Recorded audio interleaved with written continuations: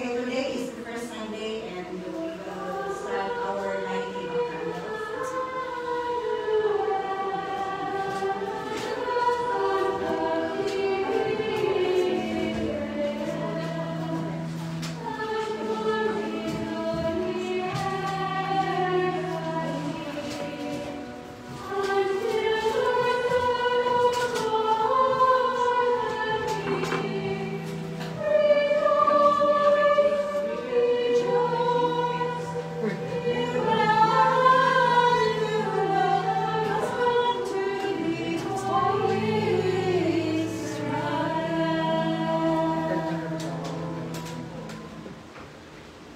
Our scripture for today is come from Isaiah chapter 16, verse 1 to 2:1. Arise, shine, for your light has come, and the glory of the Lord rises among you. See, darkness covers the earth, and thick darkness is over the people. But the Lord rises among you, and his glory appears over you. Christ is our world light, he and none other. Born in our darkness, he became our brother. If we have seen him, we have seen the Father. Glory to God Most High. Let us pray. Almighty God, Father of us all, every one of us is important to you. You prove that when you send your Son Jesus to show us what you are like, he came willingly into the world and involved himself in the affair of men, taking upon himself the form of a servant, to prove that the way of love is the only way that makes sense. At this season of Advent, help us to realize that it is you, the Father of all, who come to us in the person of Jesus, our Lord. Amen. As we light this first Advent candle, we hope for the fuller brightness that is to come. We wanted to remind us to watch for what God will give to us and to see what he has already given.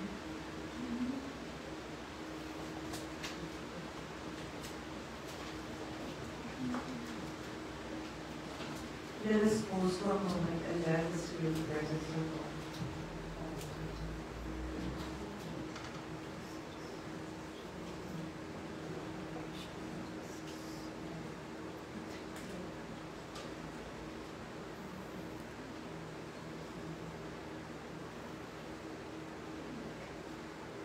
Amen. Let's pray. Oh God, we want to thank you for your gift of Christ, not just with words, but also with deeds. Help us to be grateful every day. Help us to meet our friends with understanding, our work with willingness, our responsibilities with patience. You have given so much to us. Help us to give even a little to those who need us and our gifts, especially as this season of giving. In Jesus' name, amen. Amen.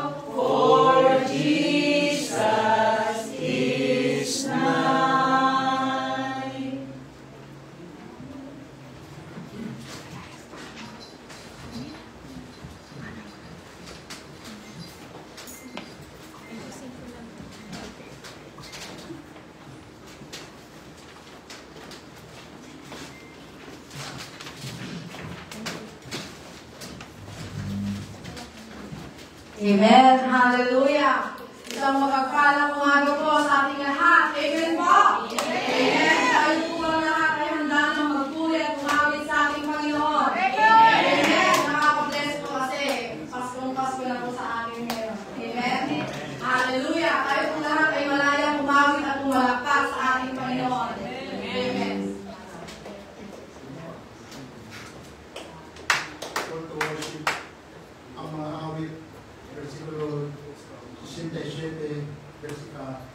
Kapitulo 67, Versikulo 5-6.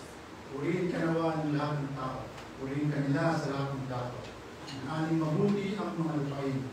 Nagpala kami ni Yahweh, Diyos natin. Amen. Hallelujah.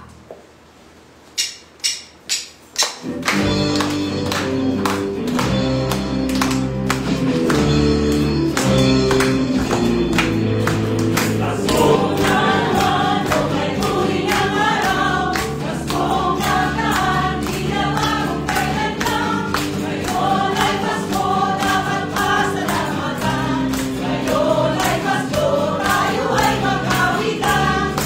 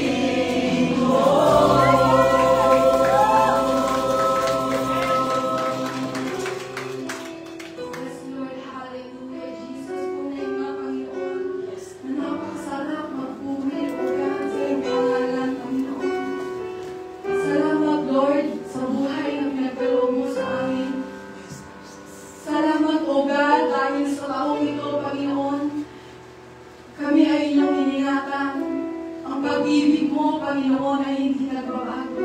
Ang pangako mo, O God, na kami ay hindi iiwan, ipapabayaan, Lord, ay nananatiling aming pinanghahawakan, Lord God.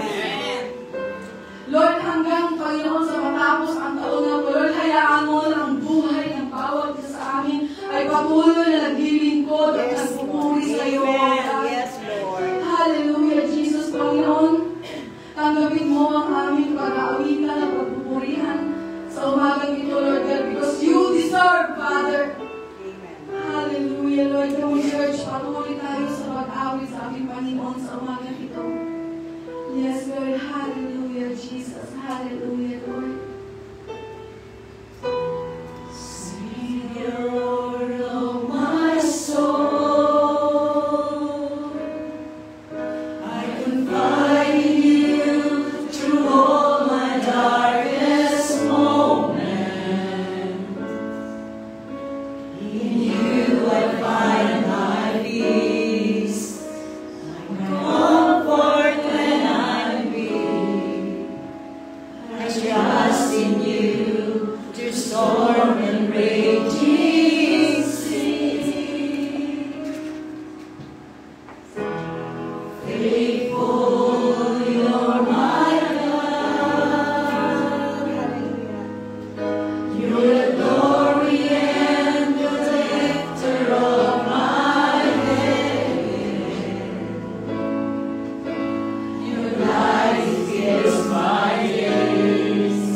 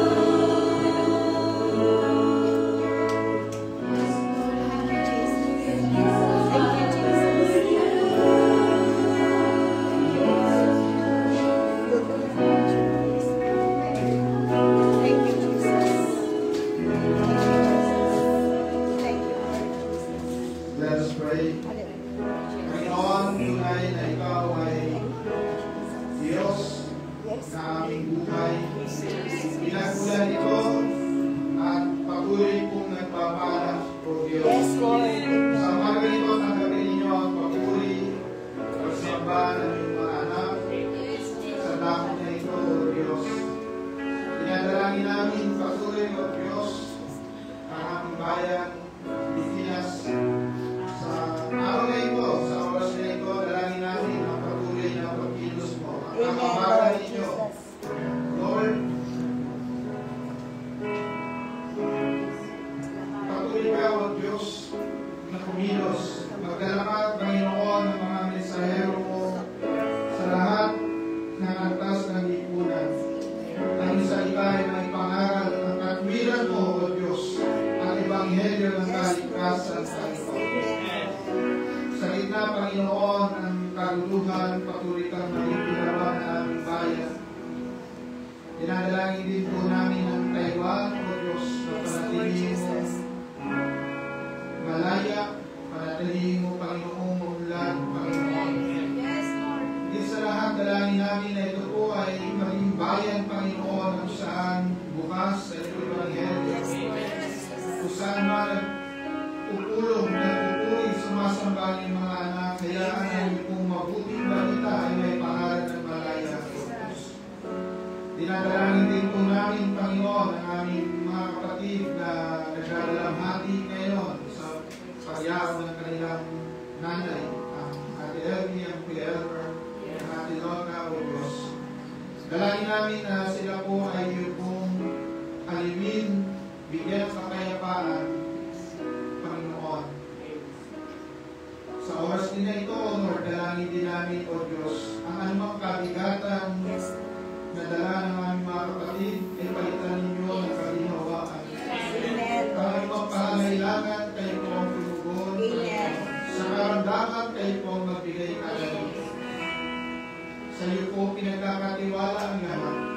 Sa iyo rin po, Panginoon, ibinabalik lahat ng papuri at pasasalamat.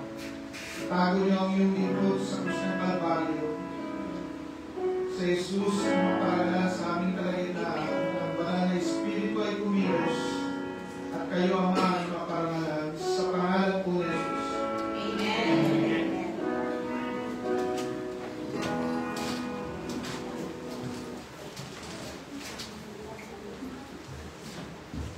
The scripture reading for today is taken from Acts chapter 27, verses 9 to 15.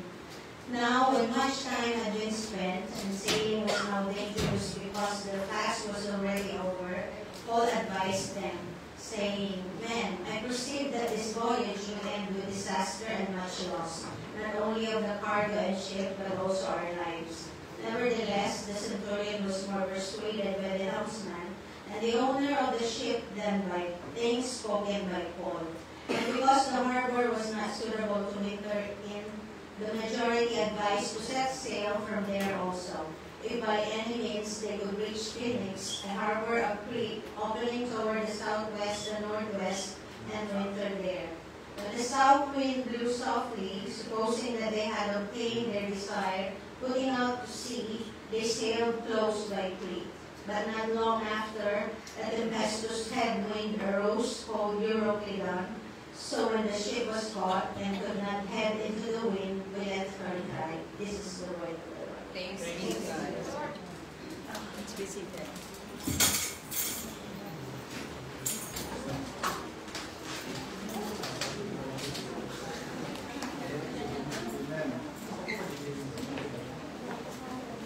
Good morning po. Good morning. Good morning po sa lahat.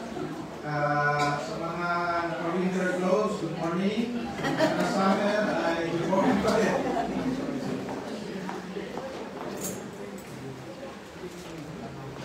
Salamat sa Panginoon at tayo po ay naririto at sumasamba sa Panginoon.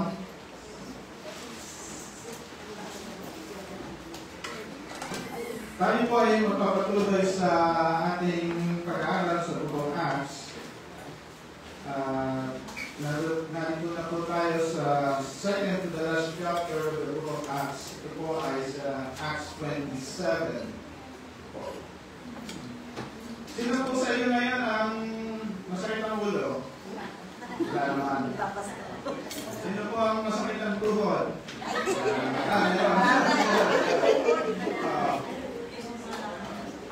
Alam niyo po yung pain, lahat po yan maaaring makaranas, no?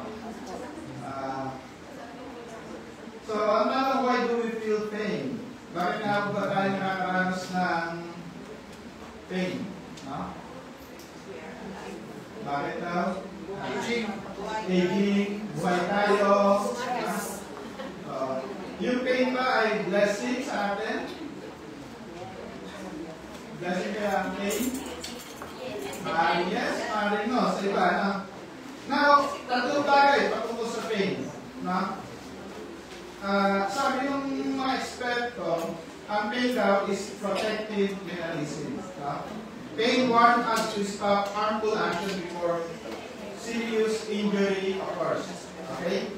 So, protective mechanism daw yung pain. Paano kaya yun? Halimbawa, no, kung hindi ka nakakaramdam ng sakit, kung ikaw ay manhid, diba? Maaaring malapit ka na sa apoy, pero hindi mo pa alam. Diba? And then sabi dito, healing aid, no? Tumutulong siya sa pagpapagaling. It promotes rest and prevents further harm, allowing body to heal. Pagka ikaw ay in pain na, mas malamang magpahinga ka. At maaari yung kapahingahan na yun ang kailangan mo para mag-rejuvenate o magkaroon ka ng bagong lakas. No? And then, sabi dito, it's survival tool. Without pain, injuries or illnesses could go unnoticed until dangerous. No? Mahirap yun. Lalo na, meron mga iba na namamatay sa gangrene. Diba? Yung iba ay namamatay dahil sa pagkamanhid. Hindi nila alam na meron na nangyayari, pero dahil manhid, kumakalat yung sakit. So yung pain ho is body's built-in warning. Okay? So nagbibigay siya ng signal at ina-alert niya tayo. Pagka i-ignore natin yung pain, maaaring maging catastrophic yung dating. No? Maaari siyang maging problema na malaki. Okay? Minsan yung maliit na sugat na hindi mo pinapansin, ang nakikita mo lamang ay maliit na sugat, hindi mo alam doon sa loob ay nabubulok na. No? So, pain. Bakit natin yung pinag-aaralan na nasa Acts 27 tayo? Doon sa Acts 27, ito po ay nagre-recount kung paano si Apostle Paul ay nakaranas ng perilous journey. Dahil nga dadalhin na siya sa Rome, sa pagdala sa Rome, kailangan na siya isakay sa barko. No? At kasama niya roon yung mga prisoner na papunta rin sa Rome. So, si Paul po ay nagbigay ng warning, in-ignore yun, at dahil doon, napunta sila sa lugar na kung saan sila binagyo. Ngayon, dahil naroon si Paul, naroon din yung warning, naroon din yung promise ng God, naligtas sila, 276 ang na tao yung naligtas. Bagamat nasira yung kanilang barko. So, yan po yung ating paglilingkod sa umaga nito. No? So, sa verse 1 to 3, sabi dito, when it was decided that we would sail for Italy, Paul and some other prisoners were handed over to a centurion named Julius, who belonged to the imperial regiment. Now, napaka-importante ito na ang pagkakasabi dito, hindi lamang po ito bastas mga sundalo. Ito ay imperial regiment. Kumbaga sa atin, para siyang special forces.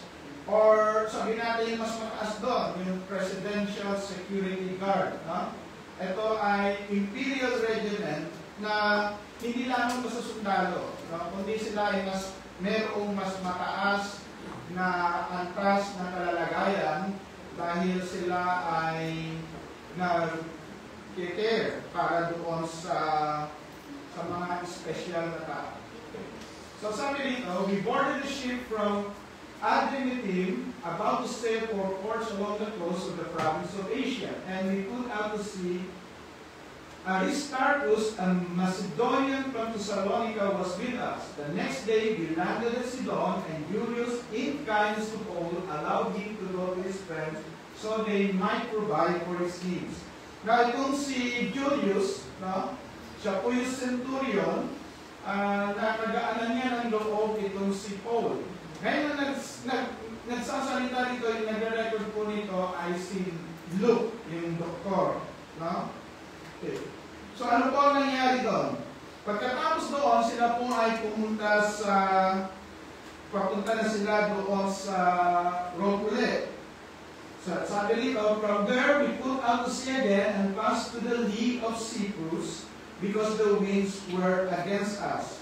When we had sailed across the open sea of the coast of Cilicia and Pamphylia, we landed at Myra in Lycia. There the centurion found an Alexandrian ship sailing for Italy and put us on board.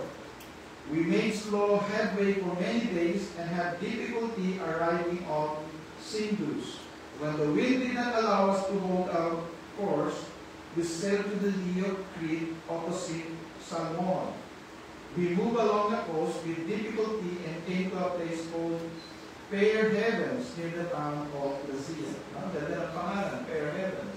Na yung Lee of Cyprus o yung Lee of ito po yung mga lugar na kung saan po pwedeng magtago ang mga barko. No? So, siya ay safe place. Okay. Punta na tayo doon sa main text natin, doon sa verse 9 to 12. Sabi dito, much time had been lost, and sailing had already become dangerous by now. It was after the past. So Paul warned them, man, I can see that our voyage is going to be disastrous and bring great loss to ship and cargo and to our own lives also. Verse 11, but the centurion, instead of listening to what Paul said, followed the advice of the pilot and the owner of the ship. Since the harbor was unsuitable to winter in, the majority decided that we should sail on, hoping to reach Phoenix and winter there. This was a harbor in Crete facing both southwest and northwest. Now, dito po, makikita po natin yung kakaiba na pagturi kay Paul. Now, remember, si Paul, alam nila na walang kasalanan. No? Alam din nila na si Paul ay Roman citizen. Okay? Alam din nila na si Paul ay naghahanap na makaharap ang Caesar. So, ano yung makikita natin dito, no? Number one, makikita natin dito yung warning, no? Yung warning ay na-ignore. Okay, no? Medyo naiba lang yung text dito, no? Lumaki yung mga text. Pwede pa siyang palitin. So, dito, no, sabi roon, na verse 10 ng Acts 27. Ang counsel ni Paul, ang warning ni Paul is, man, I can see that our voyage is going to be disastrous and bring great loss to ship and cargo and to our own lives also. Now, so meron siyang warning. Ano yung warning niya? Magkakaproblema tayo. Maaari tayong ma-endanger. Maaari tayong mamatay dito pagka tayo ay nagpatuloy. No, may warning. Ano yung response ng centurion? Ang response ng centurion, but the centurion, instead of listening to what Paul said, followed the advice of the pilot and the owner of the ship. Now, sino po yung sinunod ng centurion? Yung pilot, yung owner. Yung pilot, mas malamang na mayroong experience sa sea. Diba? Yung owner, meron siyang tinatawag na pinoproteksyonan na maaaring kita pag sila ay pinagpatuloy. No? So, yun po. Thank you. No? So, So men, I can see that our voyage is going to be disastrous. No? Magkakaproblema pag nagpatuloy tayo. Pero yung centurion ay hindi nakinig. No? So tingnan mo natin, factors that contributed to the strong decisions by the centurion. What is impatience? Ano yung number one impatience? Sabi noon, much time had been lost. Second, expert advice. The centurion relied on the ship's pilot and the ship's owner. Sees discomfort. Sabi doon, the harbor was unsuitable. And then, yung palagi, majority ruled. Majority decided in circumstances. The south wind blew gently. Now, alam niyo, itong mga factors nito, hindi lamang ito sa pain eh. Okay? Hindi lamang ito sa pangyayari na ito na nangyayari. Kung titignan natin siya as principle, marami tayong pwedeng patatayan. Halimbawa, okay, kung impatient ka, sabi natin, nanalo ka ng papyaw. Kasi impatient ka, gusto ko dumoble ito. Impatient ka, di ba? Ngayon, meron nag-asok sa'yo. Alam mo, ilagay mo lang yan dyan sa loob na isang taong, dodoble yan. So, gusto mo mabilisan. Patience, di ba? At marami ang nangyayari doon. Tapos, may mga kalinigan na mukhang eksperto. Doon sa mga tinatawag na pyramid scam, yung mga nauulan sabihin ko, kumita, kaya nakita ka rin. Diba? Hanggang sa meron kang papakitaan ka, hanggang sa makita mo, wala ka nang makikita. Nagaling ka doon sa expert advice, na pinakita mo na. Diba? Sabihin, 20,000, nakaka-receive na ako ng 2,000, diba? Bakit ba? Yung discomfort, gusto ko na kasi kagad umalis sa paghihirap. Samantala sa Proverbs, pinagpapala ng Diyos yung kayamanan nakuha kakunti-kunti. Diba? So, dahil doon sa discomfort natin. And then, pagka marami, yung boses ng marami, ang isip natin tama. Okay? In the circumstances.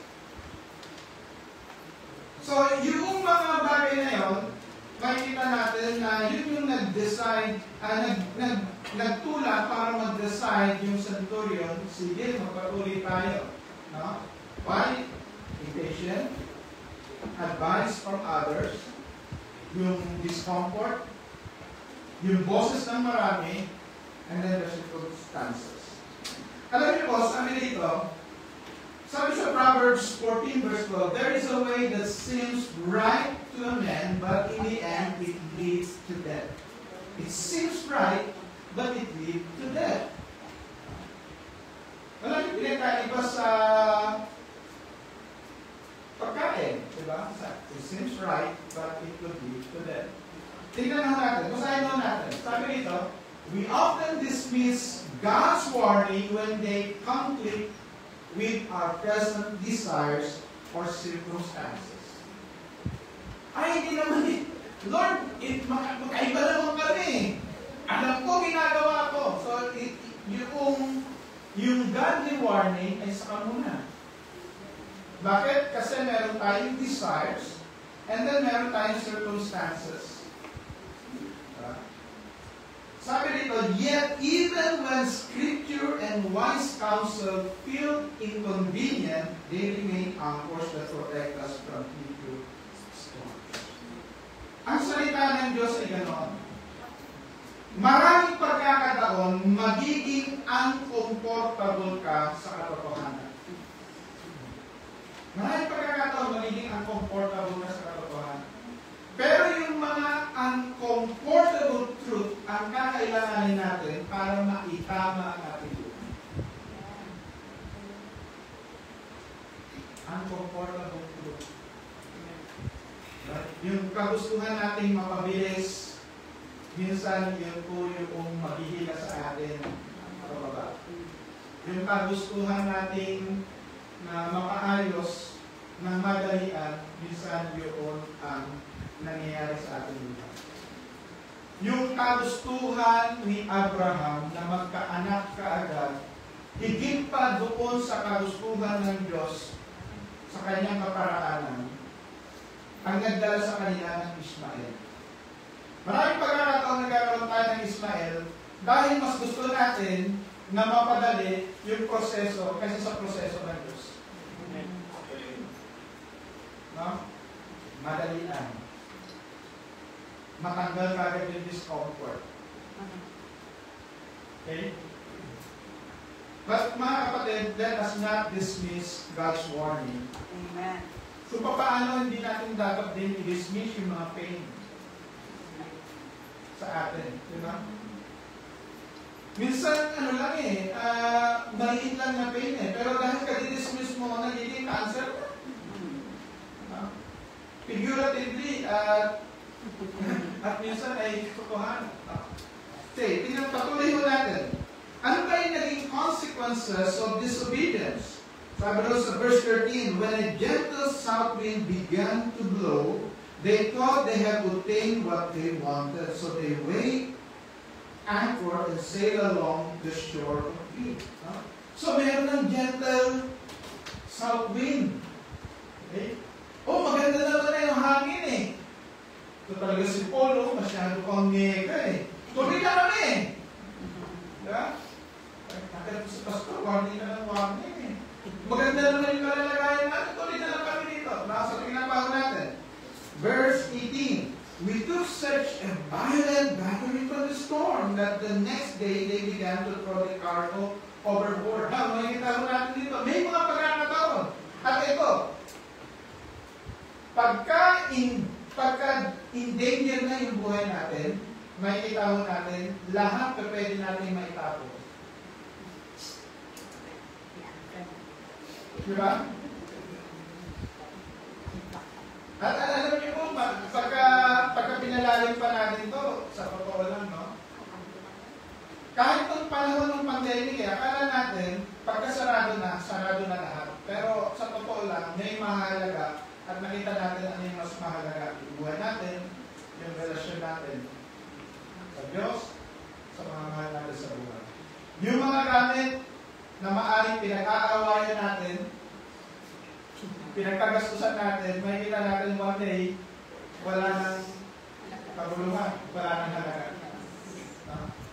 So, the cargo, yung cargo na ingatan nila. Bakit gusto nilang magmadali? Kasi meron silang cargo eh. Di ba? At yung cargo na yun, pagka-deliver nila, kikita sila yung captain, yung may-ari ng barko. And then verse 20, when neither sun nor stars appeared for many days and the storm continued raging, we finally gave up all hope of being saved. So, makikita natin dito that disregarding God's warning may seem safe for a time. Kasi merong breeze, di ba? Bakit siya Kasi merong gentle south wind na pumasok sa atin. Naramdaman natin. At yun minsan ang napakahirap. Hindi natin po pwedeng gawing sukatan ang ating nararamdaman at baliwalain ang kalooban ng Diyos. Hindi natin pa pwedeng baliwalain yung kalooban ng Diyos. Kahit hindi ito piling natin masaya o masarap. Kasi nga, merong storm na parating. What feels secure today can conceal tomorrow's storm. What feels secure today can conceal tomorrow's storm. Kasi minsan yung mga gano'n yung tahimik, yung nagtatago lamang yung bagyo. Kahit sa tao kaya iingat din tayo kasi yung tahimik na yun, hindi mo alam yung kulog sa loob. Diba? Tingnan mo verse 3, the prudent see danger and take refuge, but the simple keep going and pay the penalty. Diba? The prudent see danger. No? Marami ng red flag. No? Marami ng red flag. Yun, pinangakuha ka, kikita. Tapos, tanongin mo siya. Iyan ba sinabi mo sa mag-anak mo, sa kapatid mo? Hindi yung mga kapatid niya, hindi niya inaalok ka, tapos ikaw inaalok. Bakit kaya? Bakit kaya? Kasi kung alam niya na yun ay kikita siya ron, baka ipagtabi niya na, Mas marami siyang inaalok, nire-recruit. Kasi sa totoo lang, ikaw ay igigisa sa sarili mong mantika. The prudent see danger and take refuge. Tingnan mo natin dito yung assurances of God's promise. Si Paul, nakita na, niremind sila ni Paul. Sabi dito, Paul stood up before them and said, "Men, you should have taken my advice not to sail from Crete. Then you would have spared yourself this damage and loss." Sinabi ko na sa inyo di ba? Nag-warning na ako. Pero alam yung kagandahan doon, pagkatapos niya yun, sinalog niya ng promise ng Lord. No? Hindi lang siya nag-review, sinalog niya ng promises ng Lord. Alam niyo po, ganyan ang Panginoon. Sasabihin niya saan tayo nagkamali, pero sasabihin niya rin yung kanyang pagkilos.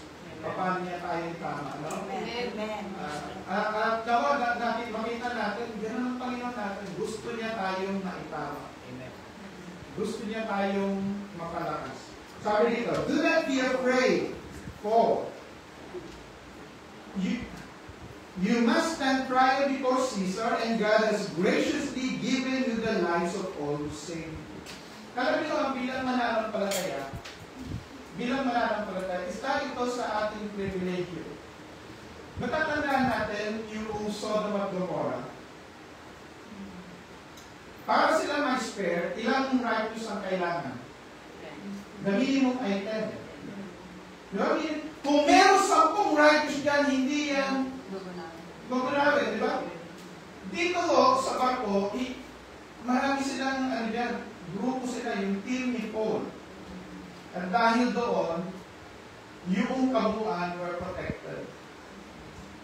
Kung ang isang bansa, maaaring sabihin na natin napaka-corrupt na at napaka-sira na. Pero pag mayroong mga mananampalatayang nananampalataya tayo, yung grace ng God ay ma-overtake yung judgment. Amen. So do not be afraid. Paul, you must stand trial before Caesar, and God has graciously given you the lives of all who save with you. Ano yung encouragement natin doon? So keep up your courage, men, for I have faith in God that it will happen just as He told you. Kahit kayo lang yung mananampalataya sa pamilya ninyo, hold on to the promise na pag tayo naligtas, may kaligtasan din para sa atin. Amen. Hold on. Kung paano ganito rin yung kay Paul, no? 276 yun na roon, at maaaring 6 hanggang 10 sila. Si Paul, si Timothy, at yung iba pang mananampalataya na sumama kay Paul. So dito po, makikita natin sa Psalms 30 verse 5, weeping may remain for a night, but rejoicing comes in the morning. As believers, dapat kamatay na talaga tayong daran sa bagyo. Dapat kamatay na talaga tayong iiyak. May mga panahon na parang magtatanong tayo, Lord, hanggang kailan ito ganito? Itong sitwasyon namin ay ganito. Hanggang kailan itong sitwasyon na ito? Hanggang kailan yung tao na ito? Hanggang kailan yung hatos sa buhay na ito? No? Sa ating pag-iyak, sa ating pananalangin, lagi natin tatandaan na karirinig ang Diyos at alam niya yung kanyang kapanalunan. Dahil siya ang nagtatakda ng season, sa iyo nagtatakda. Nagbabago ang mga season. May mga panahon ng pag-iyak, may mga panahon ng pag-ani, may panahon ng rejoice. Psalms 116 verse 5, the Lord is gracious and righteous, our God is full of compassion. Kahit na sa ganito, kahit na sila ay tumanggi sa godly warning, kahit na tinanggihan nila yung warning ni Paul, makikita pa rin natin din yung katapatan ng Diyos at ang Diyos ay compassionate. Amen. Mahabagin, mapagpatawad. Huh? So, though we face the weight of consequences, God's mercy still offers hope and deliverance. Ano niyo po, pagka binabasa ninyo yung Book of Lamentation, yung Book of Lamentation, punong-puno yun ng hope. Pagka tinignan mo kung ang hope ang hinahanap. Pero kung babalikan mo bakit yun na isulat, at bakit siya lament, bakit siya hikbi, no, yung lament is paghikbi. Dahil sa consequences ng mga Israelita na hindi sila nakinig sa mga propeta. Okay, Prophet Jeremiah, di ba? Nagwa-warn na yung mga prophet, nagpatuloy pa rin sila. Pero kahit sa gitna noon, naroon pa rin. Sinabihan pa rin sila ng Panginoon, my plan is to give you hope and a future. Di ba?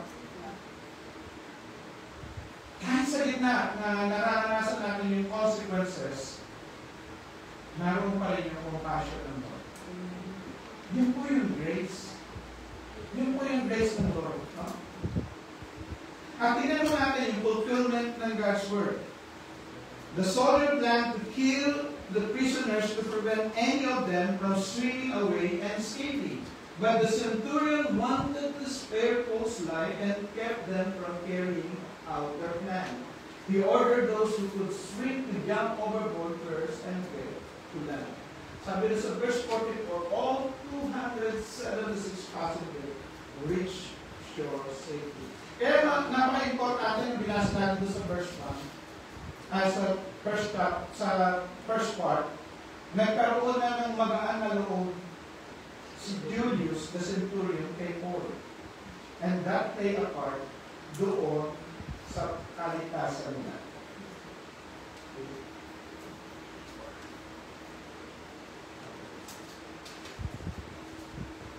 Kahit sila ay may shortcoming. Ano mo? Ganun ang grace ng Lord. Di ba? Ganun yung grace ng Lord pagka inulawan natin. Ganun. Amen. Yung biyaya ng Lord, that even in our shortcoming, hindi nawala yung grace ng Lord. Tingnan mo na, even when our shortcomings suggest impossibility, God's promises stand firm and unshaken. Bakit po? Kasi pag nagsalita ang Diyos, gagawin niya yun. Numbers 23 verse 1. Basahin po natin. God is not a man that he should lie, nor a son of man that he should change his mind. Does he speak and then not act? Does he promise and not fulfill? He promised, makaharap mo si Caesar, mapupunta ka sa Rome. Tinawag kita para maging light to the Gentiles. At si Caesar, yung pinaka-makapangyarihang tao sa panahon nila, at tinawag si Paul para maging saksi, para maging witness sa harapan ni Caesar. Eventually, yung seed na yun na itatanim, hindi lamang kay Caesar, kundi doon sa kalipunan, doon sa kabuuan ng council na makikinig sa kaso ni Paul. Malalaman nila na mayroong namatay, na buhay muli, at ang pangalan niya ay si Jesus Christ. At yun po yung magiging susi para ma-turn around yung church from being persecuted sa nagtatako na sa Italy sila dadalhin dahil nandoon yung that eventually yung empire na yon na nagpe-persecute ay gagamitin ng Lord para ma-propagate yung gospel. Di ba nakakatawa yun? Yung mga persecutor ang magiging propagator. Kung paano, ganun din si Paul. Siya ay dating persecutor, naging propagator ng gospel. Kaya yung tinitingnan mo natin ngayon na sabihin mo, imposible yan. Wala nang pag-asa yung tao na yan. Ay maaaring yun pa ang gamitin mightily ng Lord. Naku, ganoon ka-gracious ang God. Ganoon ka-gracious ang Lord. Wala mong impossible situation kay Lord. Amen. No? Kasi nga talaga di ba, yung kagustuhan na natin mapadali kasi discomfort, di ba? Gusto natin mapadali lahat. Minsan tinatatok na natin, Lord, talaga baguhin mo na puso niya. Gano'n ka lang, di ba? Not knowing na mayroong timetable sa Lord at may ginagawa na si Lord sa tao na yun. So let us have some reflection. Where in your life have you ignored God's warning?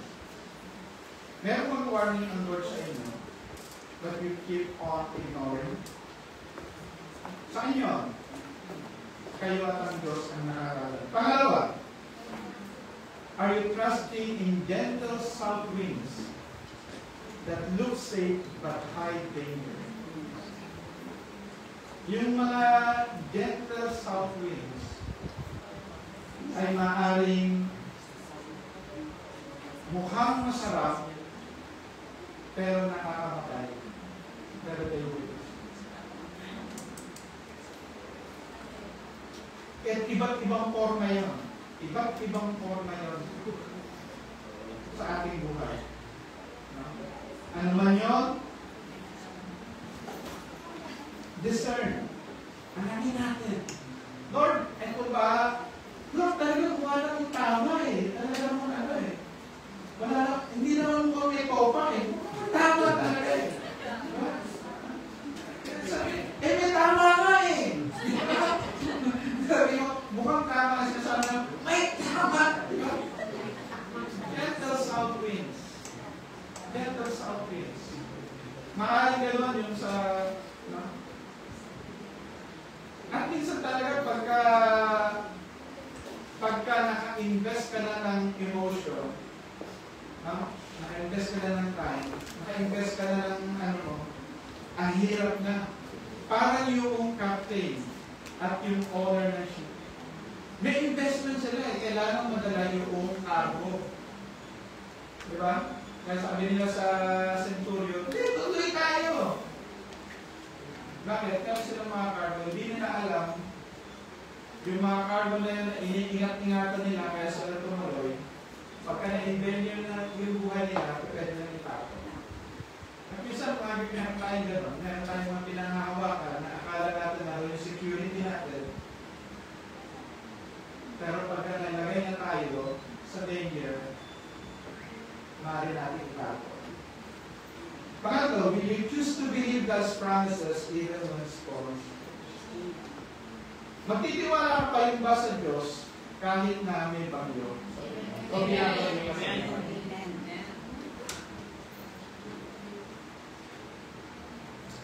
Ito po ang ilang takeaways natin.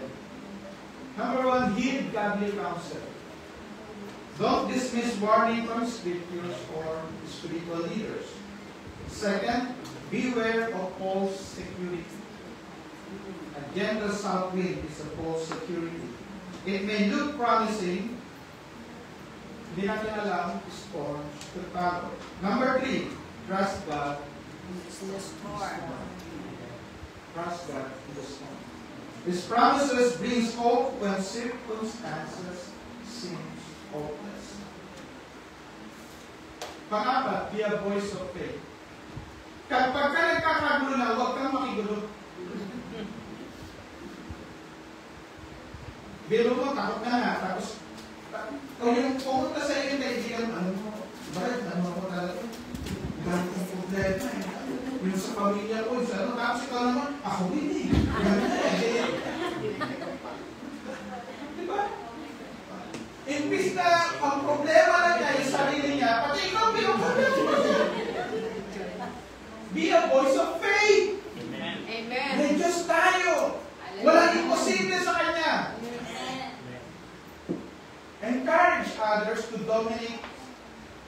yung fear ng faith.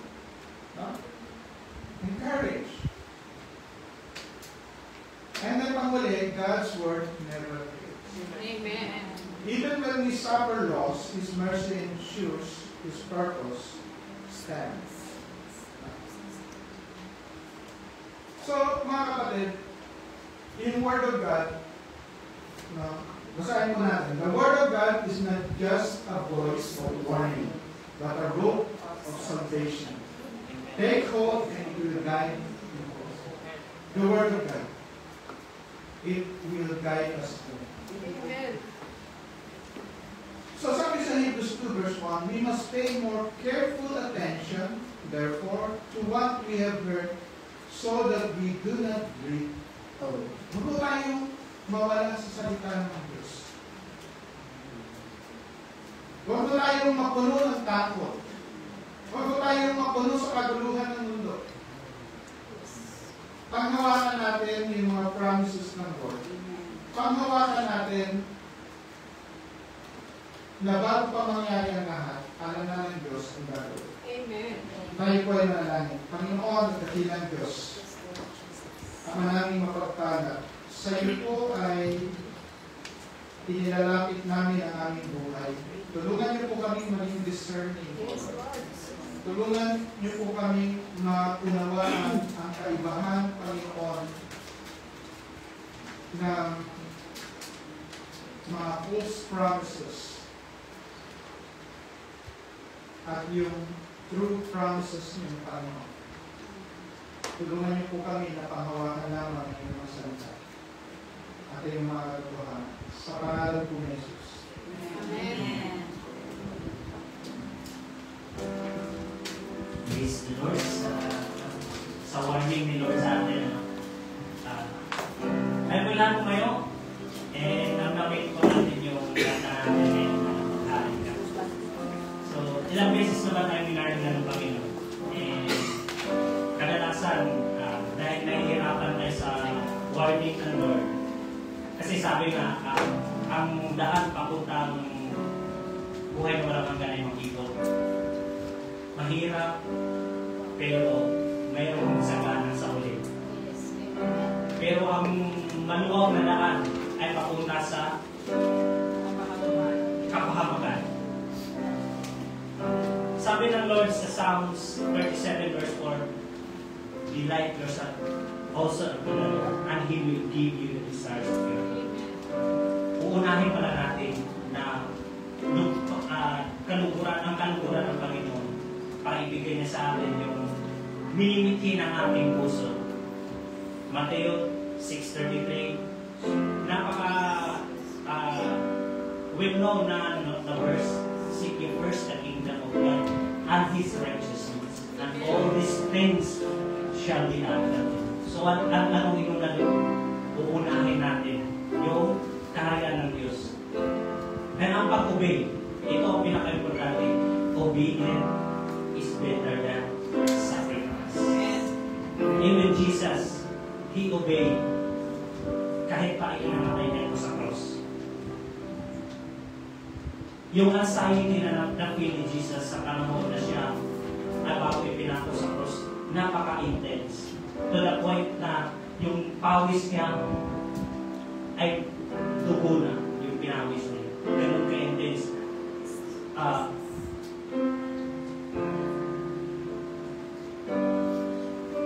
Hinarap niya yun, tinanggap niya yun para sa atin. At hindi lang sa oras na yun nag-benefit ang mga Kristiyano, kundi dumating sa ating kapalan. Amen. Hallelujah. Panginoon, salamat ka rin.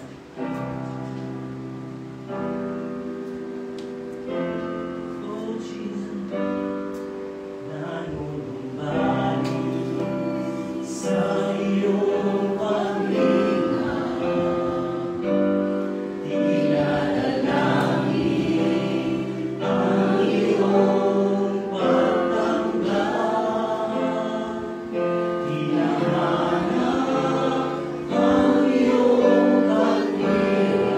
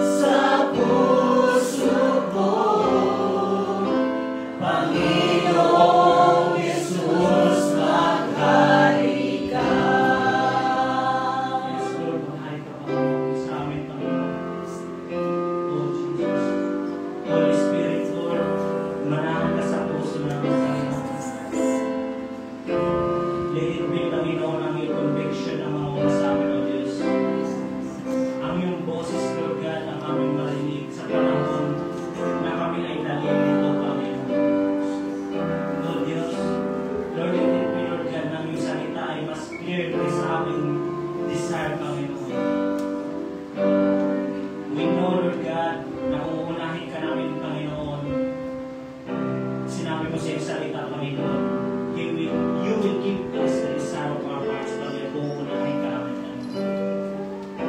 Lord, tulungan mo po kami. Tulungan mo po ang bawat isa, O Diyos, sa pagsunod sa iyong salita, Panginoon, sa pagsunod ng iyong kalooban, O Diyos. Upang malatnan mo kami tapat na nanampalataya at tapat na sumusunod sa iyo, Panginoon, sa iyong pagbabalik, O Diyos. Lord, hindi namin ito makakaya kung wala ang iyong pagsama, O Diyos. Lord, hindi po namin ito kaya kung wala ang iyong habag at biyaya, O Diyos. Lord, natawarin mo po kami sa panahon na kami ay lumilito sa hindi pagsunod sa iyong salita, O Diyos. Patawarin mo po kami, O Diyos. Lord, maghapon rin nawa ang iyong habag at biyaya sa amin, O Panginoon.